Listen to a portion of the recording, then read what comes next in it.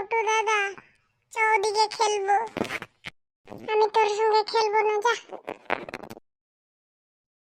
ঠিক আছে, তুই একাই খেল, আমি যাচ্ছি। এই ছোট দাঁড়া, আমি একটু খেলবো রে তোর সঙ্গে রে।